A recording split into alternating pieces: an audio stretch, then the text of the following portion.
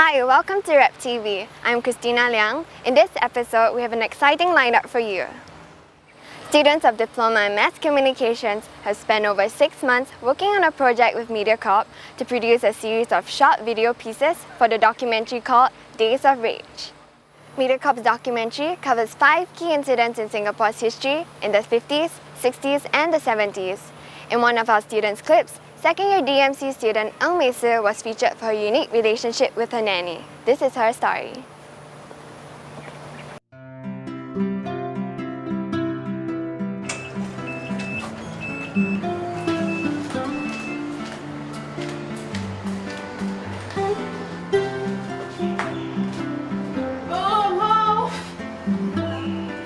She told me that she saw the flyer at the lift.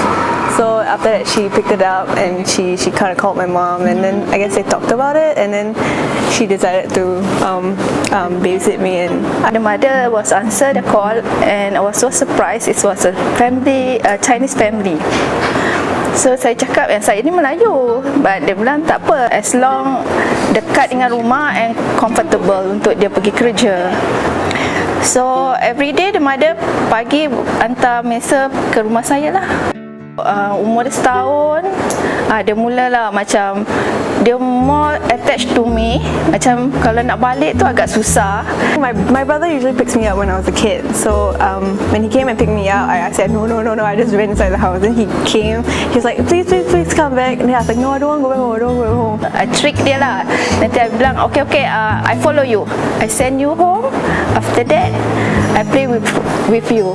Bila tengok dia dah masuk bilik je, I balik lah. I think I was primary 3. She started buying me like the baju kurung and letting me wear it and follow her to go visit her relatives and also her husband's relatives. And it's very interesting because I'm like the only Chinese. Sometimes if I go out, they will ask me, anak you macam Cina But actually, sometimes tak know. I cuma macam Cina dia, bapak dia macam Cina. Tapi but if I go with my husband, sure they look 1 or 2 times like that lah. So I'm like, no lah, this one my neighbor. I really appreciate the fact that my mom picked a Malay babysitter. It's because not only am I exposed to like my own culture, but I get to understand their culture too. And it's like the whole racial harmony thing, I suppose. But like, I really understand like their religion, their culture, the food, everything in their family. Like I would follow it lah. Like when I go to like her relatives' houses, I would greet them the normal way by shaking the hand in the normal traditional way. And the fact that I know all these things is very enriching to me.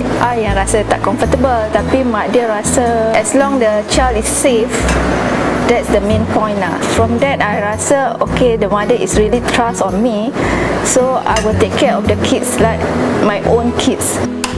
Bila saya tengok sekarang kan, budak-budak Cina, Melayu and other races, diorang macam dah tak bersatu. Kita takut masa depan anak-anak kita, apakah terjadi pada negara kita kalau mereka tidak bersatu. I feel it's gross. Like I think there was this Malaysian couple. They put like something about the whole you can buka, and then after that there was like bak kut teh there. I think it's disgusting when they do that. It's so offensive. Like what goes through their mind when they say that? Can't they accept that there are other cultures too? And we have our own culture and they are accepting ours, so we must do the same for them. I harap dia jadi sukses dan pelajaran and dia punya work, and don't forget me. Okay? Saya sayang you. Terima kasih for taking care of me. Last October and November, the TRCC once again set the stage for a grand celebration of arts, talent and the community. The theme for Reflections 2013 was Transcending Boundaries. Our reporters joined in the Colourful Arts Festival to bring you this story. Transcending Boundaries. That was the theme of Reflections 2013, organised by the Republic Cultural Centre or TRCC in its 7th year running. Held over a 2-week period from 28 October to 9 November, the event remains as RP's flagship community arts festival, bringing arts to the masses and celebrating well-established art practitioners as well as RP's talented students. It was a great experience working with the MCG. I think they are all full bunch of good people. With the TRCC people, they are all full of support and encouragement. It was a really valuable experience. It was my first time working with Beats on Call people from the Public Party. Among the highlights of this year's events were Muse 6, YouTube sensation Clarence Liu, and World Drum Night, a collaboration between Wicked Aura's Booty and students from all the 5 polytechnic percussion groups. I would say every year is different, and every year has its own good things and bad things. But I would say every year is good. Every year is getting better, and I had a good time. I feel like it's really sort of a new experience, and it fits the theme of this year, whereby it's transcending of different cultures. In this episode of RepTV, we will start a new segment called Reflection With. We will interview prominent figures in Singapore to share issues close to us. Our first invited guest is the National Director of Habitat for Humanity Singapore, Mr. Yong Teck Ming.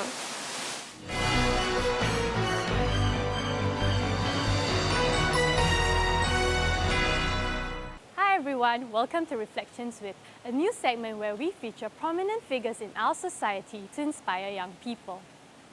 In this session, we speak to Mr. Yong Teck Ming, National Director of Habitat for Humanity, as he shares his story on volunteerism and how this generation can help the underprivileged. Okay, hi Mr. Yong, thank you so much for joining us for Reflections With. My first question is, how did you get started in this line of work that you're in? Okay, I've always been a volunteer all my life, even when I was a teenager.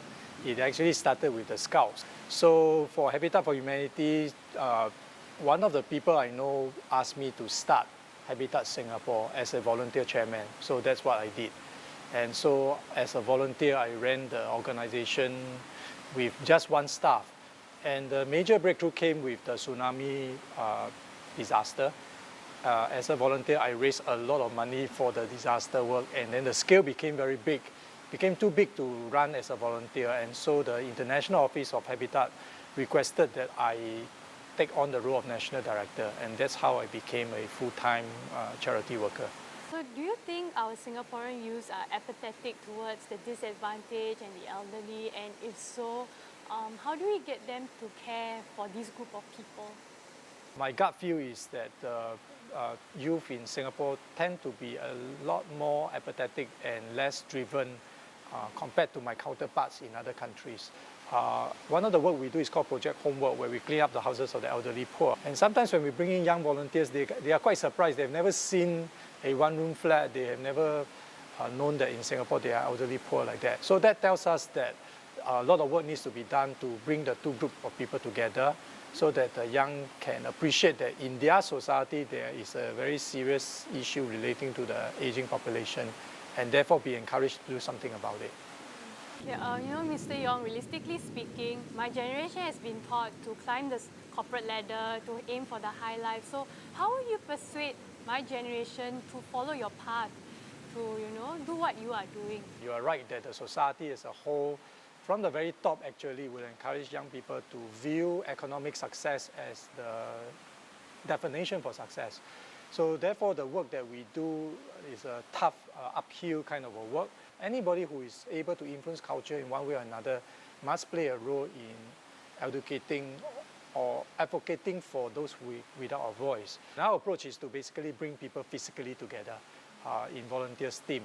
We pray that by bringing young people to build a house in Batam or in Cambodia, or clean a house in Bukit Merah or in Woodlands or wherever, the young would then be inspired to think that they can make a difference, and that there are other people who have pursued different calling in life. In a previous interview, we have said that it's all about more action and less talk. Do you think our Singaporean youths are guilty of this? Not so much the youth, the adults are the ones who are more guilty about that. And of course the adults are the ones who then make the youth talk a lot, or you have a lot of conferences, you have a lot of seminars, a lot of discussion about issue of poverty, but few people will do something about it. Because it's very simple, if people are more action oriented, then I wouldn't have a job, you know what I'm saying? I wouldn't have a work to do. The fact that I get a lot of work, and there are a lot of work, needed means that people are just talking a lot more than they are doing. So talking non-stop about solving issues really doesn't help the ground at all. And that's why we really need to bring people to the ground. And that's one of our key status strategy, to get young people to form teams, to go out there, and by so doing, we believe that they will then realize that the issue is very, very serious and they will do something about it. Thank you for watching this episode of Reflections With. We hope that you have took away some valuable insights from this sharing. This is Brenda Cole from RepTV signing off. That wraps up this episode of RepTV. I'm Christina Liang. Thank you for watching.